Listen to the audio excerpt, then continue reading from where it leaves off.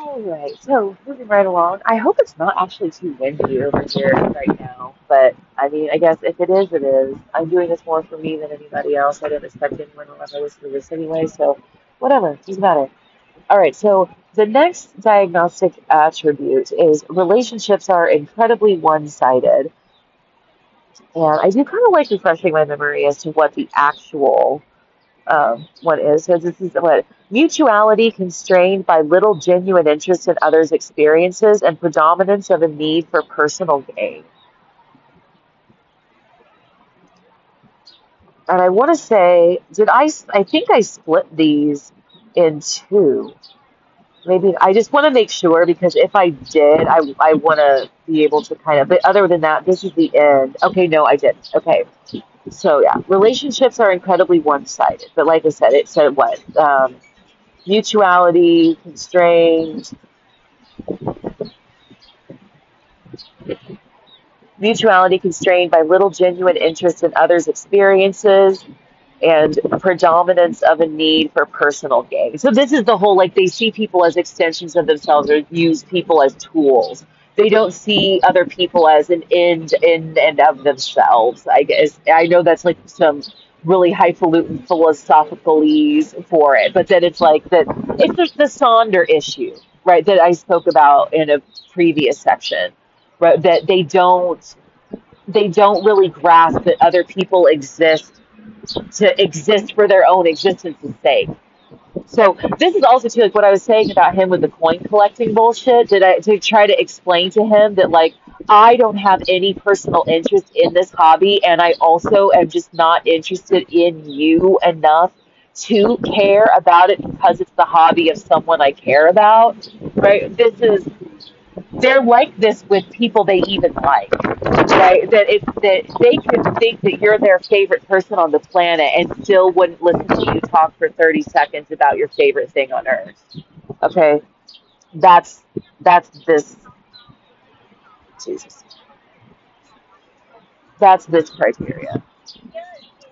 So, work together, can't relate, is the narcissist mantra. While the phrase the feeling's mutual is quite common and understood to mean that two or more people share the same sentiment about something, perhaps even each other, the sense in which mutuality is used here is more objective. Mutuality is legally defined as the quality or state of being mutual, as the quality of a contract under which both parties are bound by obligations, according to Merriam-Webster. This is weird because for some reason, and it was like when I was writing this, I wrote this at the Starbucks in Kaka'ako.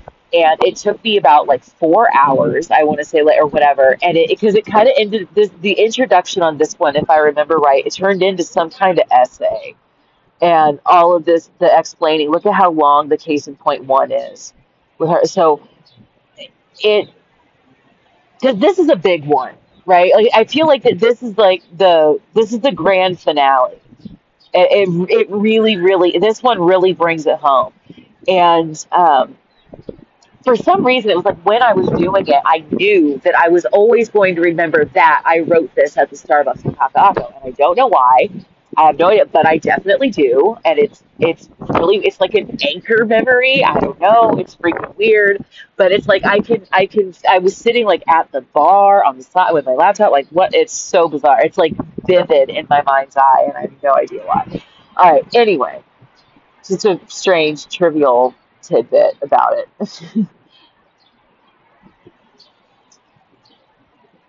All right.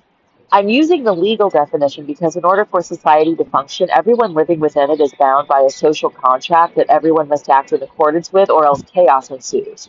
Social contract is defined by Merriam-Webster as an actual or hypothetical agreement among the members of an organized society or between a community and its ruler that defines and limits the rights and duties of each. With respect to human neurological function, consider the internal mental state of any individual as the ruler and their set of behaviors, qua behaviors, as the community, right? So, like your internal mindset, you know your motivations and your like you know why you're doing things and how you plan on trying to go about doing them. And then the behaviors that other people are experiencing you doing is like the community that the ruler is ruling over. Okay. Narcissists have trouble recognizing that while they maintain their position as ruler of the entire community, they really only have control over their own actions. They have no control over how other people perceive those actions. When other people indicate to them that their behaviors are out of line with the social contract, the narcissist will defend their position as though being as selfish as they are Blah. The narcissist will defend their position as though being as selfish as they are is self satisfying, so it can't be wrong, right? They're a little hedonistic about it. And remember in the previous one where I mentioned that anytime I would kind of point out that he was doing something not that great, he would automatically just defer to that it wasn't that big of a deal. Right? So, like, whatever he wasn't doing great wasn't something that was worth doing well in the first place. So, it really didn't matter that he wasn't very good at it, right? That's kind of what I'm saying, right? Is like it's not self-satisfying to get negative feedback, so I'm just going to deflect it by saying that the task at hand isn't that important. But we couldn't all behave that way. So we couldn't all behave the way that they do while preserving a healthy social environment. After all, aren't the people who tell the narcissist they're a dick just as selfish and self-justified to do so as the narcissist is to act a fool in the first place? I feel like we're kind of heading towards, and this is where people are like, oh man, with social media and everything, everybody's gotten so self-absorbed and narcissistic and blah, blah, blah, blah. It's because hiding behind the keyboard has made people way too bold about the shit they're willing to say to other people about what they say and do instead of just minding their own fucking business. And that is actually truly a problem. If we all went around insisting that others drop everything to pay attention to us, nothing would ever get done. We would all be spending our days at the whims of being preoccupied with other people's business, but this would all eventually stop any individual from having any business at all. We'd just be sitting around looking at each other. We would go back to the pre-civilized days when all there was to do or talk about was fighting, fleeing, fucking, and feeding. That's a whole report card of F's for humanity, right? And life would be pretty boring. If, like narcissists are actually pretty dull people, right? Because of their self-absorption. And this is one thing I would say, like therapeutically, not to get on like the wrong side of having credentials, right? So I take this with a grain of salt, but like that once you realize that they're actually just kind of dumb and dull, right? Like I said, they're a little dull. A lot of the stuff that they're doing becomes way more obvious, and it's a lot easier to deal with, right? It's a in a weird way. It's like you actually just need to. It's almost like you don't even necessarily need to completely gray rock. You just need to come to terms with not respecting another person. You know what I'm saying? Like it's like you need to be like willing to laugh in someone's face, like you know what I mean. So anyway, I'm just saying. Interpersonal interaction is typically understood to be ruled by this social contract such that individuals are expected to learn how to function in society with mutual respect. This requires communicating cooperatively with one another in a manner that facilitates understanding. But in order to do this, we must all use a lexicon that is similar enough conceptually to be useful. This is very central to my main hypothesis about what causes NPD. Misunderstandings constantly arise when two people are using the same words to refer to different things, and this sort of competitive conversation will repeatedly ensue with a narcissist because the referents of their vocabulary are slightly different and different in a way that is unknowable to anyone other than the narcissist. Here's a little joke I wrote. It's probably not funny, but I tried. I really didn't. It's more for demonstration purposes. A German, a Mexican, an Egyptian, and a narcissist walk into a bar. The German has only ever seen poodles, the Mexican has only ever seen chihuahuas, the Egyptian has only ever seen basenjis, and the narcissist has only ever seen terriers. The bartender is a Sharpei. Hund, Fero, Taub. What the fuck is that? Everyone on Earth probably knows what a dog is. If you take a German who has only ever seen poodles, a Mexican who has only ever seen chihuahuas, and an Egyptian who has only ever seen basenjis and put them in a room with a Shar-Pei, they will all look at it and call it a dog. If you add a narcissist who has only ever seen terriers, they'll look at the Shar-Pei and say, what the fuck is that? Similarly, in relationships with other people, they look at everything they are doing that doesn't revolve around them and say, what the fuck is that? So this, I feel like maybe I haven't explained this element of, and maybe this is why I like it, it's easier to tease out with a particular example in mind. And this is also going to kind of start getting to the heart of the where the conspiracy theory arose from, right? And why I like the Twilight Zone casino fight club, because I feel like I call it Twilight Zone because that's how a lot of people who dealt with narcissists describe dealing with a narcissist. Is it feels like you're living in a Twilight Zone where like nothing quite that lines up with reality the way that most normal people like are able to line it up with reality. I call it the casino because I feel like whatever game was going on online had a sort of criminal element to it, right? So, like, whatever they were doing or playing around with was not something that was um, would technically be considered maybe not outright illegal, but a little bit uncouth. Like, you know how, yeah, like, nobody's gonna arrest you for having like a baby pool at your office job where everybody's like actually placing bets on the exact day the baby will be born. Like these the little office bets and stuff like that. But like if you were actually, running an online sports betting page on Facebook under the guise of a bunch of coded words, right? Like let's say you make it sound like gardening, right? So it's like if you say I need to buy 5 dozen roses for my girlfriend, you mean you want to put $50 on the home team in the football game this weekend for like your team, right? You know what I'm saying? Like there's a whole slang language that's dictating what they're actually talking about, right? So remember when I said the thing about the bank, that it's like if he's asking me, hey, what time does American Savings Bank close on Saturdays? And what he actually means is when can people place their last bets on what time you're taking a shower tonight?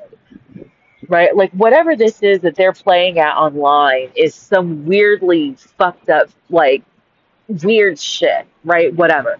I also had likened it to, and I think I've mentioned the mole before, but like on ABC's The Mole, that in order to eliminate players after they would do their little game tasks to earn money for the pot, they would have a quiz that was 10 questions about the mole. Like, so it would be things like, in the Red Rover challenge today, which team was the mole on, red or green, right? And stuff like that. And whoever got the lowest score on the quiz was the person that was eliminated, right?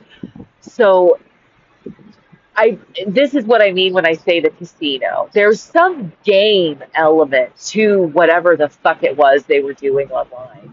Um, to trade information back and forth, right? And involving some coded language, which is why then I bring in the Fight Club element because you're not supposed to talk about Fight Club. So like the problem even was attempting to just talk to me about the game online in normal conversation with their roommates because they were cocksure that I was at least playing, if not running the event.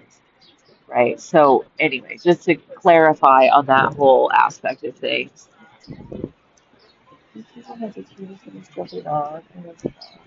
It's a Chihuahua Terrier of some kind, but he's so cute. He looks like a chocolate chip cookie. Anyway, um, anywho, and then just in case you haven't figured it, like Hund is dog in German, Perro is dog in Spanish, and Kalb is dog in Arabic. Um, and all of those dogs are actually native breeds of those countries, right? So if you hadn't parsed that, just in case. But anywho, I feel if anybody's ever listening to this, you're going to be, with all love intended, right? You're going to be a nerd enough to have figured that out for yourself. Um, but anyway, so what I'm saying here is that when narcissists formulate their internal vocabulary, they use so much of their own self-justification and their own experiences and their feelings about things actually get filed as definitive of the object, and this causes odd linguistic issues. So their the way that they understand the words that are coming out of their mouth is actually vastly different from the way that anyone else could ever possibly understand them. So in linguistics, this would be called something like your I language or your internal language, which is your own psychological, conceptual. Sorry. This guy's dog was refusing to walk, and he just splayed himself down on the grass and forced his owner to just pull him like a sled. And he had this look of absolute joy on his face. I don't know. Anyway, it was super funny. Um,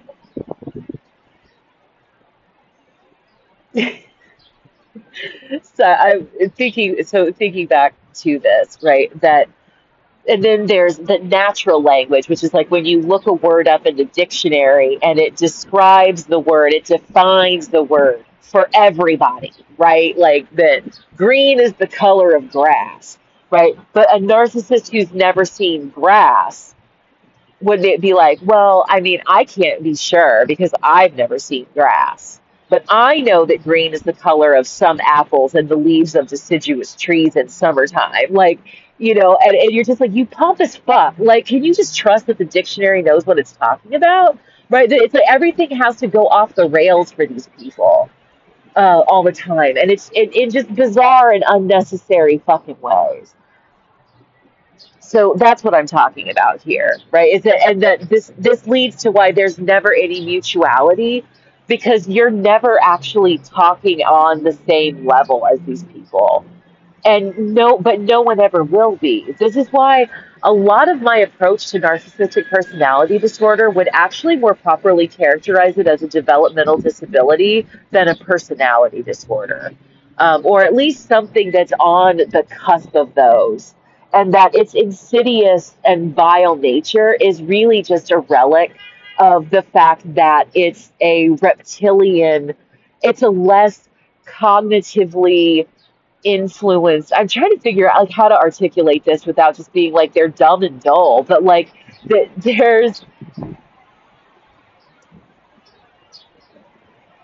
it's less cognitively influenced as far as the like I said the negative aspects of it. These people are actually just innocent impish buffoons, right? They're not trying to be evil. They just end up being because they don't understand reality in a way that's socially conducive. Okay, that's the thesis here. Case in point one. The best story I have to illustrate this is my old college roommate, who would intercept me with trivial attempts to get my attention, thereby initiating interaction that could potentially derail my plans for an exorbitant amount of time. If I tried to rebuff her, it would turn into an argument in which she would take shots at me for being antisocial or ignoring her that would make me want to scream, "You're just not that important to me." Right? And the same was with him. So, like I said, but if you take into consideration the Twilight Zone Casino Fight Club, if they think I'm running it and they're my right hand man or we're running it together or like we're like think about like if you're thinking that we're admins of a Facebook group or we're mods of a Facebook page that's like sharing memes for marketing money and I don't even know this is going on and you keep trying to like talk to me about why I didn't share any new shit last Friday night or something and I literally have no idea what they're talking about, right? But in that sense, they wholeheartedly believe that I'm important to them, right? They like him with the coins, right? He really thinks that I should be understanding something about these goddamn coins. Now, the corollary to that was for some reason she would repeatedly mention that she was a fan of the video game Sonic the Hedgehog because she just loved the sound of collecting all the coins. So they both had an insidious tick to bother me about dumb shit that had to do with coins. Right? So like you said, when I'm saying this is one of the I feel like I'm starting to like the plot thickens a little bit, right? Where it's like both of them had an insidious tick that had to do with bothering me about something to do with coins. And this reminds me too of back in 2013, before it kind of became brought to my attention that maybe my whole life has been orchestrated, or that whatever was going on behind my back has something to do with why I'm struggling so much in life, even though I don't seem to be the sort of person that should be having these problems, right? Um, like, imagine like, if I'm working at a job that's just a regular, like, retail sort of job that's just paying like $10 an hour, minimum wage, and I keep saying I need more hours, but you believe, like, you are playing at the Twilight Zone Casino Fight Club, and you think I'm running it, and so you believe that I'm actually pulling in thousands of dollars a month from this online gaming that I run. So why am I taking hours from honest, hardworking, single moms and teenagers at fucking Ross or McDonald's, insisting that I need more hours because I need to get out from the situation where I'm living with the person that I'm allegedly also running this, like, extremely lucrative game with, right? So it's like, this could easily be fucking up my life. Very, very easily, right? Very easily be what's fucking up my life. But I don't know why nobody has figured out or won't put a stop to it or anything. You know what I mean? It's like, I don't understand why I'm still in this trap. It's been like 15 fucking years. Like, how popular is this shit that I still don't even know what it is without my internet being bricked? Like, if my phone is actually always on a VPN, like, you think you're on the library's Wi-Fi, but you're really just on a VPN. You don't know. I like, how deep down the rabbit hole does this bullshit actually go? Um, Starts to become a question. But anyway, I don't like thinking about stuff, and because there's no way I can, like, it's you can't let yourself get carried away, right? But I feel like at this point, like, there's definitely something afoot, right? But like I said, I feel like going back to the job thing, right? Just to reiterate, right? And it's like, if you are my manager at my job and you don't understand why I'm even fucking working here, right? And so back in 2013, there was a point where one of my friends had DM'd me and was saying, like, you should just cash in your chips and get out of there. Like, why are you struggling in Hawaii for apparently, like, no fucking reason, when you should just, like, why don't you go live somewhere more affordable? Like, come home and just run the Twilight Zone Casino Fight Club, right? Why are you just still living in Kansas? Or even in, Denver, why don't you just come home and be near your friends and family and just keep doing what you're doing? Why do you keep trying to be a normal person 5,000 miles away? It's like, do you honestly believe that I'm just trying to be a normal person 5,000 miles away because I'm also the person running the Twilight Zone Casino Fight Club? Like, get a grip, people. I was thinking about a lot of this last night, right? And how that it was like, the thing that really does kind of disappoint me a lot is that I feel like I was fully in Hawaii before anyone realized that I don't actually know a goddamn fuck about anything that's going on.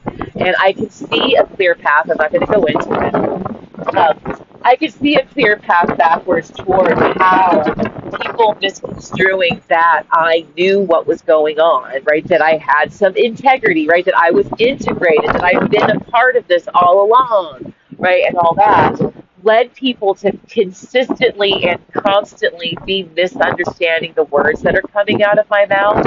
And when I was telling them fuck off in Fight Club language, fuck off meant tally ho. All right, so it said that it had stopped recording like a minute ago, and so I don't know how much of me, like, swooning over dude's dog and all that actually got cut off, but I don't care. It's the size of the universe.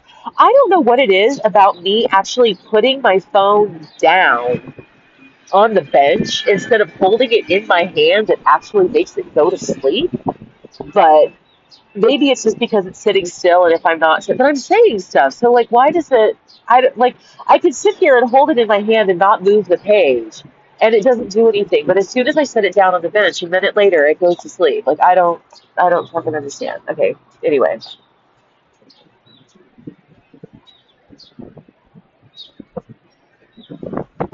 So, all that being said, it's kind of, like, it feels like, I said, this is more for me than anything else, because, like, it feels good to, there's this intersectionality of it feels good to get it off my chest.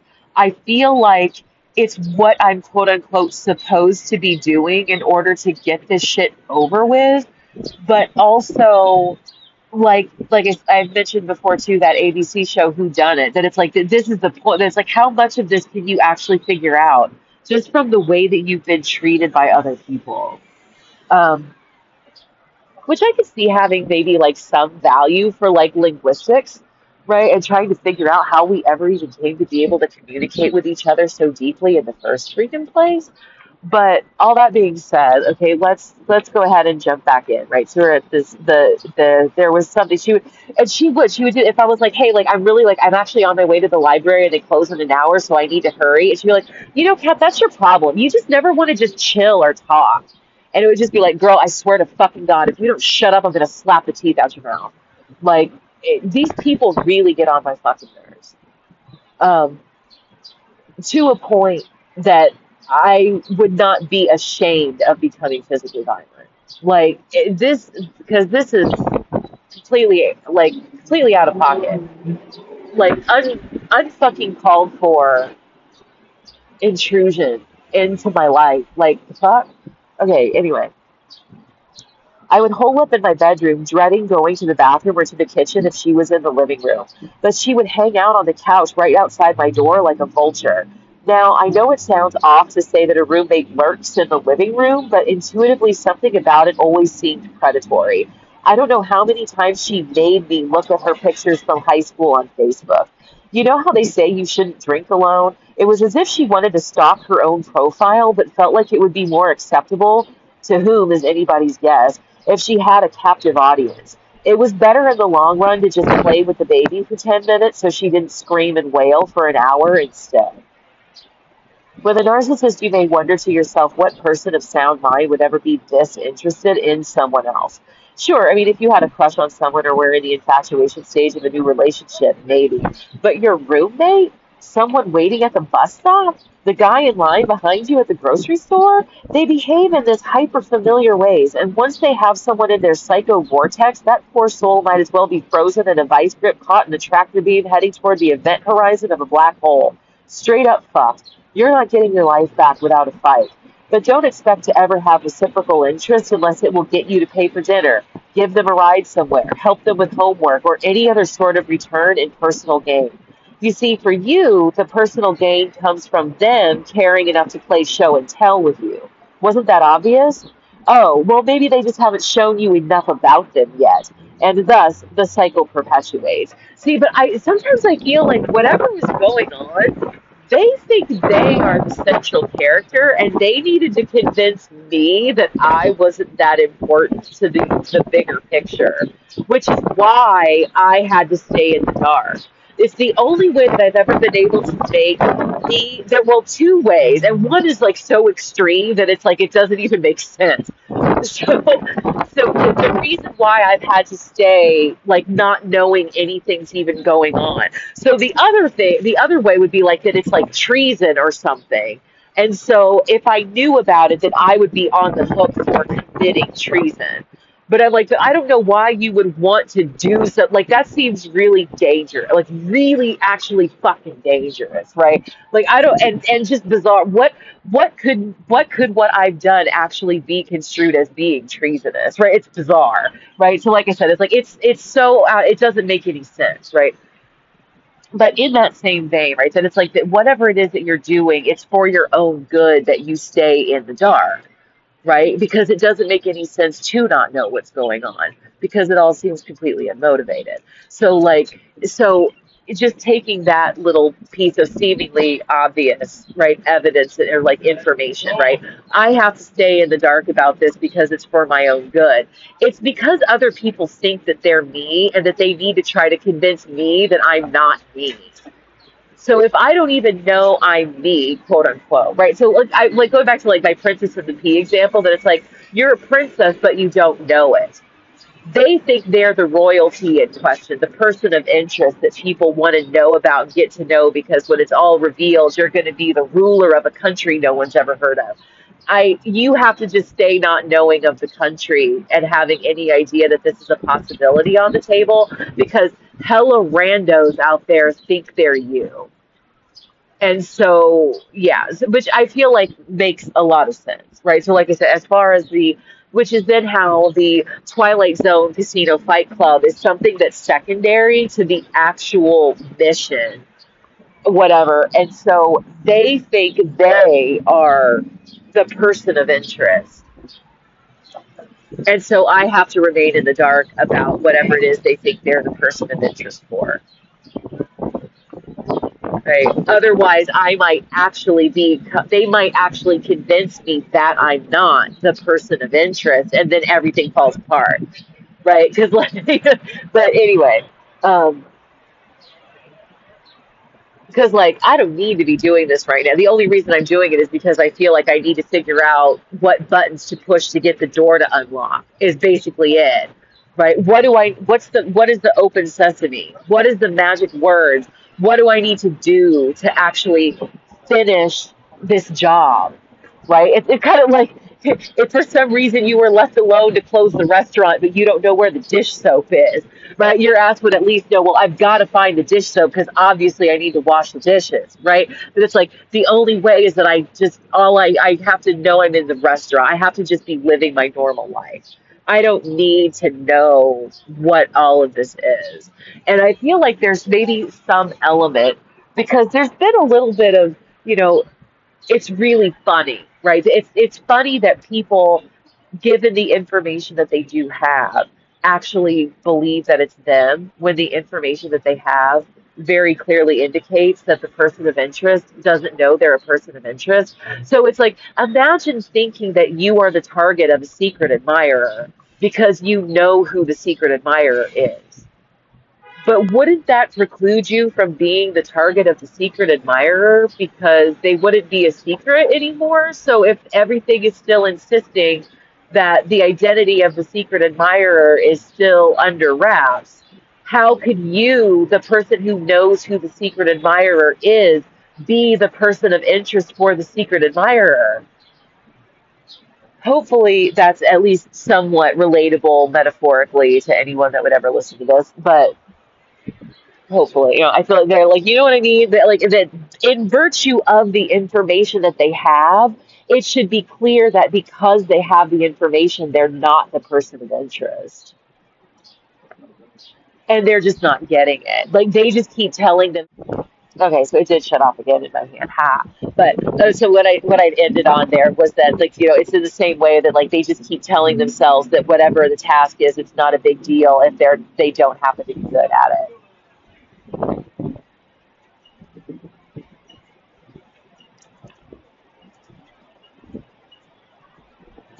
If you happen to be attracted to the narcissist, or they are attracted to you, this cycle is love bombing.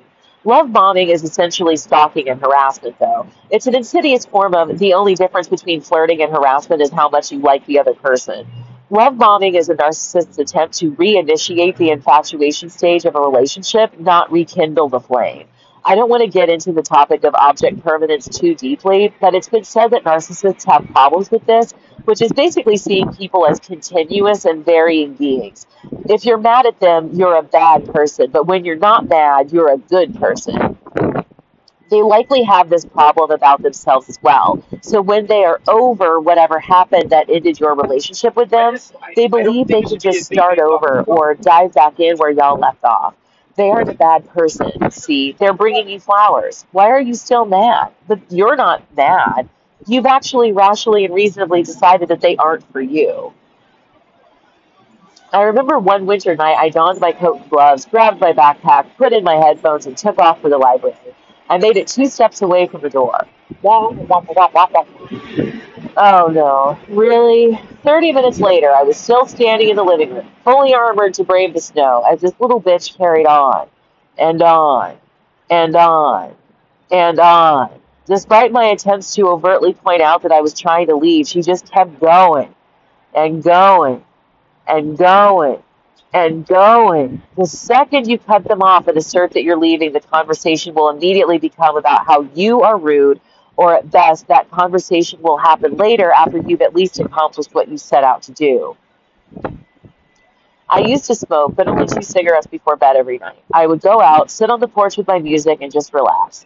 After that, I wanted nothing more than to head straight to bed, similar to rolling over after sex. This girl would intercept me with her bullshit until one day I had an intervention.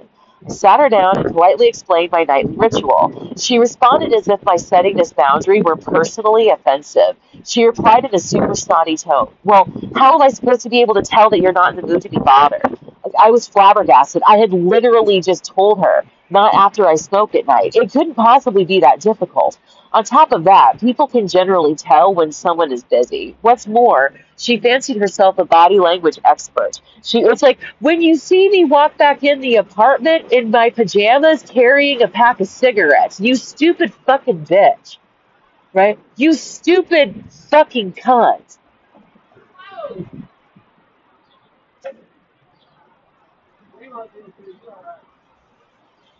Right? What's more, she fancied herself a body language expert. She even owned a book about it. The night that I was leaving for the library, coat, gloves, backpack, headphones, check, check, check, check, check. I'm leaving the apartment, so leave me the fuck alone. I've been in my room with the door shut for hours during finals week. When I come out, leave me the fuck alone.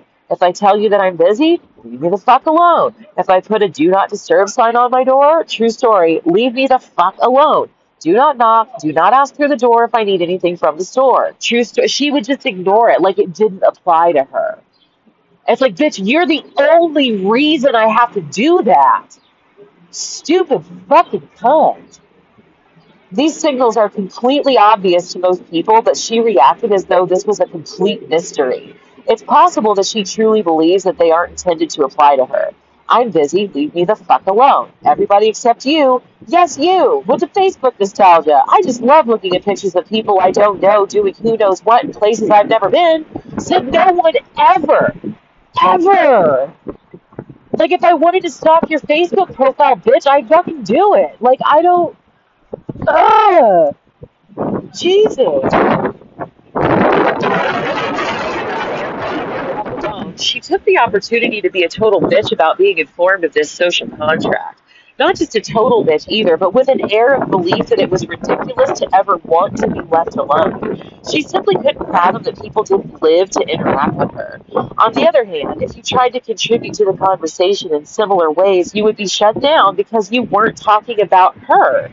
Or whatever you say generates unsolicited advice. If you're talking about yourself to them, it must be because you need their suggestions. Right? For people who lack their own sense of direction and always need to ask other people's approval or refer to other people for self-esteem regulation, as soon as you're not talking about them and you try to just mention anything about yourself, they will have to give you advice. Like, if you were to just say, like, oh, hey, I'm going to head to Walmart. Do you need anything? They'd be like, make sure you take this street instead of that one because it's 4 o'clock on a Friday. Like you've never been outside before. Right? It's just fucking bizarre shit. Not only was she oblivious to leave you the fuck alone, she took the opportunity to be a total bitch about being informed of this social contract. Not just a total bitch either, but with an air of belief that it was ridiculous to ever want to be left alone. She simply couldn't fathom that people didn't live to interact with her. On the one hand, if you tried to contribute to the conversation in similar ways, you would be shut down because you weren't talking about her.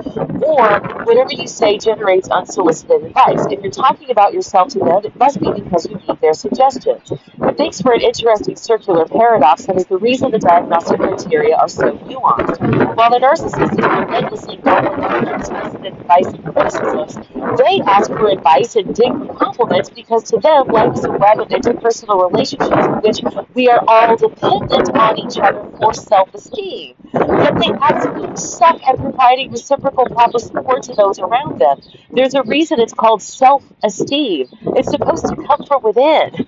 This, I believe, is a fundamental cornerstone of NPD, a need to belong by developing strong interpersonal relationships, but being so caught up in their own existence within those relationships that they can never be healthy relationships. In other words, they themselves are the ones who don't function properly in their own sociological paradigm of a relationship. They attempt to train those close to them to behave the way they want to be treated with no intention of ever reciprocating that respect and adoration. It is in doing this to others that they gain self-esteem. They create it by pressuring the audience instead of playing up skills the audience values. What's funny to me about This is also how people in a relationship with a narcissist end up damaged by the relationship. It wasn't even a relationship. Interaction with a narcissist eventually causes the person in the relationship who is acting in good faith that the feelings of respect, trust, and attraction are mutual is ultimately defeated by the narcissist's illusory, maladjusted construct of what a relationship should be. The only way to get along with a narcissist without feeling constant stress and anxiety is to begin behaving like the narcissist. This eventually devolves the relationship. There is a breakup which the narcissist attributes to the victim, and then the process repeats. Because they just they sleep on it, and they wake up the next day, and they're over it, and then they love bomb you, which then they then turn around and call hoovering. Right? They try to suck you back in because they don't understand what's going wrong. Because in their mind, they aren't violating the social contract. They're simply the only person who's entitled to the beneficial elements of it, and you're there to provide it to them.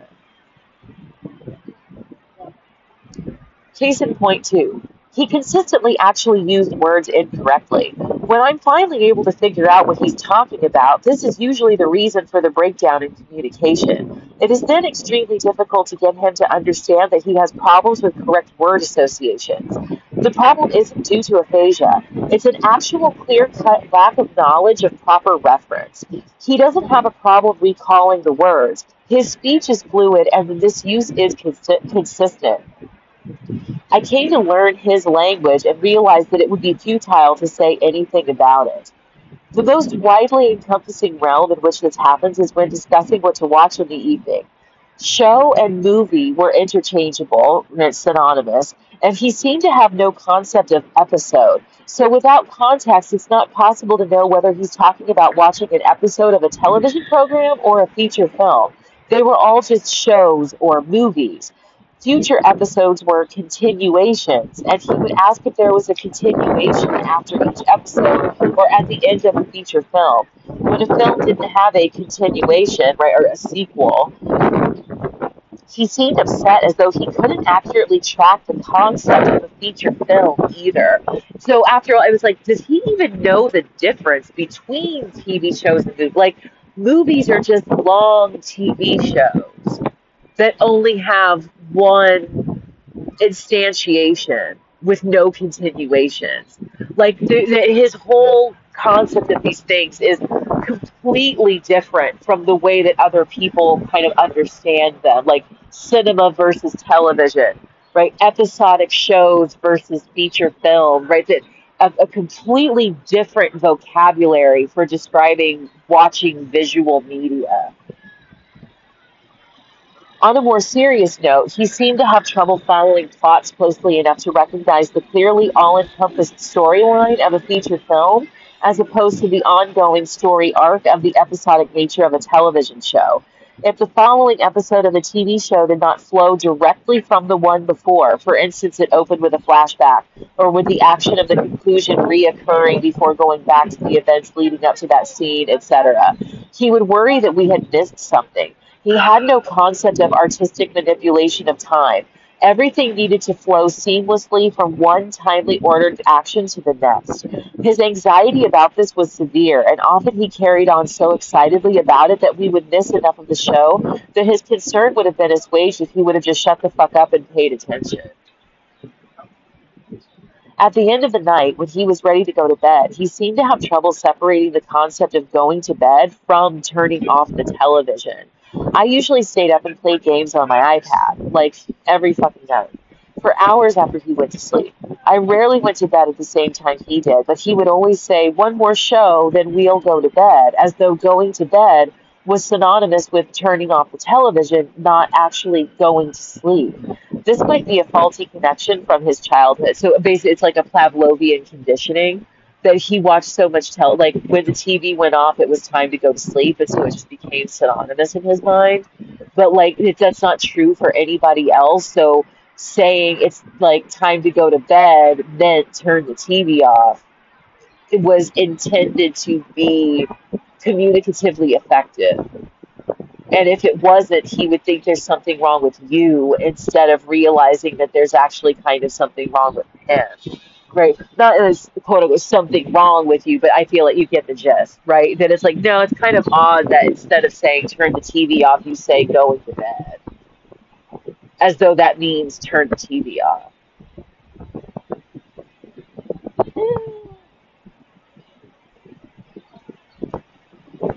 For what it's worth, we lived in a studio apartment, so our beds were exactly where we were while watching TV in the first place. So, no, it didn't refer to putting one's body into bed whether you go to sleep or not. We were always already in bed.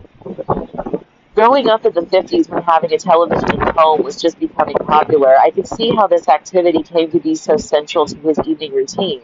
But seriously, equating turning the TV off with going to bed so inextricably that adult experience hadn't adjusted that nonsense?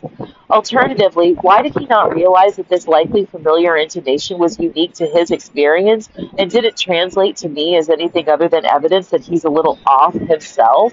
When I said to him that I wasn't going to bed, that he could turn off the television, he stumbled and hesitated as though he genuinely couldn't understand what the difference was.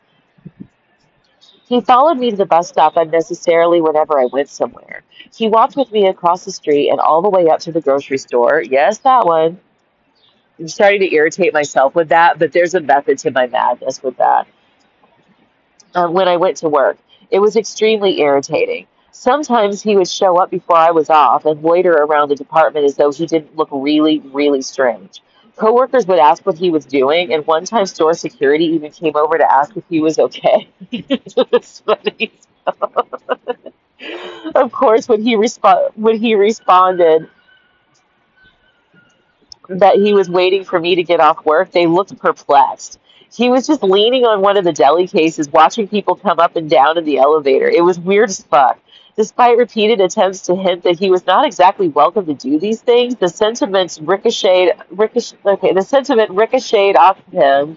I don't know why that's ricocheted off of him like toothpicks shot against a brick wall, right? It never occurred to him that like people are literally willing to come up to you and tell you that your behavior is strange. Like if because our shifts were always 9 hours, so it's like if I started at 8, I'd be off at 5. Dude would be there at 4:30, leaning on the deli case, just like staring at the world going by for 30 minutes, and then I would still have to walk to the opposite corner of the store to clock out and get my stuff out of my locker and shit. Like there was no reason for him to come over there any earlier than the time I actually got off work, right? It would have made more sense for him to be over there at 5, waiting back by the employee break room, than to be there 30 minutes early to hang out by the Starbucks kiosk. Like, right? So none of this, he just doesn't make any sense. Narcissists have problems like this because they interpret incoming information from the environment entirely with respect to themselves instead of as a part of a cohesive external environment. As long as he had a seemingly reasonable response to the barrage of "what the fuck are you doing" that was leveraged at him, the implication that one should stop doing that thing was just completely lost. Right? It's like the implication of "what the fuck are you doing" being "stop doing this shit" never occurs to him, right? And I think that this is, like I said, with this linguistic because they're always right, and everything that they do is okay to be doing. They don't ever pick up on the implication that their behavior is being perceived as weird. As other criteria mentioned, narcissists experience a lack of empathy for others that makes it hard for them to pick up on these social conventions. Something I've noticed that narcissists do much more often than most people is the argument via appeal to "it's a free country" in order to justify behavior that is typically regarded as overbearing or nosy. It's as though it's a completely ingrained knee-jerk response to any attempt to get them to cooperate, no matter how reasonable that cooperation is. They are as stubborn as a mule seeking into quickly hardening concrete. At its core, NPD is a psychological lack of ability to recognize that accepted social contracts are normative in virtue of being the accepted social contract. This is because their understanding of everything is too heavily influenced by their psychological attitude towards it, with the most positive psychological attitude being toward themselves. They find it valid to balk at the concerted effort of the vast majority of the human race to work together as partners in order to achieve group success, rather than working against each other as obstacles. Indeed, it is valid for the same reasons that it is valid for the group to be working together. It's an ethical opinion. But the narcissist argument is not sound for the very reason that they are but one against many living in a world in which empirically no one else shares this particular view. Right? So this is just what I was saying before, like that we couldn't all just be so self-absorbed. We would all just be sitting around staring at each other, trying to mind each other's business, and then nobody would be doing anything but sitting there trying to mind each other's business. No one would have any business left to mind. Like the world would literally come to a standstill if everyone was a narcissist. So, I mean, socially, you know what I'm saying, right? Like everything would just grind to a halt. Um,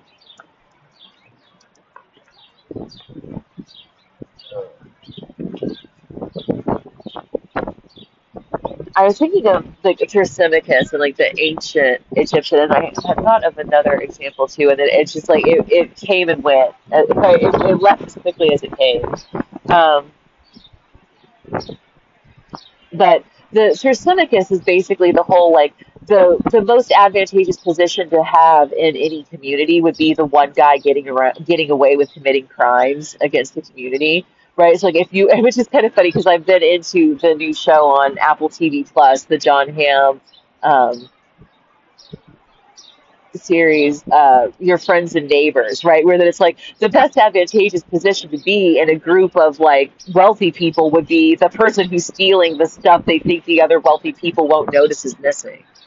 Right, your wealth is gained by stealing the Rolex watch they got for Christmas from a forgotten relatives 12 years ago. You know what I'm saying? Like, and it's like this, and I feel like that's kind of, it should be obviously and intuitively true, right? It would be they think you run your own hedge fund management firm, but that's just the front for how you fence the stuff you're stealing from all of your neighbors in the cul-de-sac, right? Um, Narcissists think that everybody is trying to do that at the same time. Oh, that's what I was good. The other reference. So there was this. It's a. I don't. It's not a proverb. It's like a Chinese riddle or whatever. And that it's a man is given a glimpse into heaven and hell, and when he looks into heaven and hell, he sees essentially the same scene. Everybody is has a lavish meal presented in front of them, and it's like great food, everything anybody could possibly want, all your desires fulfilled, et cetera, et cetera. And everybody has like 6 foot long chopsticks, and they're all sitting around a huge round table. And there's one difference between heaven and hell. What's the difference, right? So that's sort of like, pause and give it a thought. Right? So what's the difference, right? And that it's because in heaven everybody's feeding each other, and in hell everybody's struggling trying to get a 6 foot chopstick back to their own mouth. Okay, narcissists think that everybody's in hell. Right? Narcissists' view of how everybody should be acting is just feeding themselves instead of trying to help the group succeed. And it would never work, right? We would be in hell on earth if everybody acted the way they think everybody acts, right? It's a strange way to view it, and so that brings us to the end of Criterion A. So next we're moving on to Criterion D, which is then also going to be the ending chapters of the book, which are the behavior problems or why do they do this. So until next time, bye.